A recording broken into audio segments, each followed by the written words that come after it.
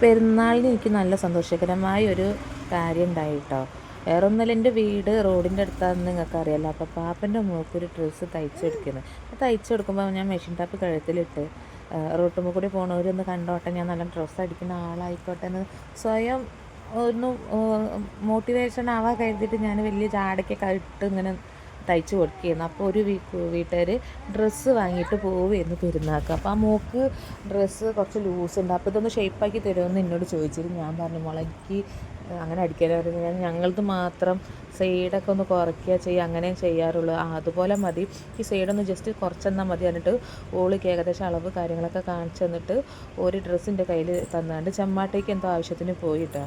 അങ്ങനെ തിരിച്ച് വരുമ്പോൾ ഡ്രസ്സ് വാങ്ങിയിട്ട് പോവുകയും ചെയ്ത് അന്നത്തേക്ക് ആ മോളൊരു 100 രൂപ തന്നിട്ട് ഞാൻ വാങ്ങാൻ കൂട്ടാക്കിയിട്ടില്ല, എൻ്റെ കാശിൻ്റെ കയ്യിലാണ് കൊടുത്തത്.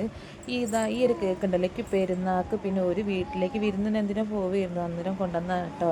ഓളമ്മ ഇതുപോലെ കേക്ക് ഉണ്ടാക്കാറുണ്ട് പറഞ്ഞപ്പോൾ എനിക്ക് കൊണ്ടുവന്ന് തന്ന കേട്ടോ. ഞാനൊരു സന്തോഷം തന്നതിൽ പഠിച്ചവരെല്ലാ വിധത്തിലും കാക്കട്ടെ. എനിക്ക് അത്രയും സന്തോഷമായിട്ടുണ്ട്.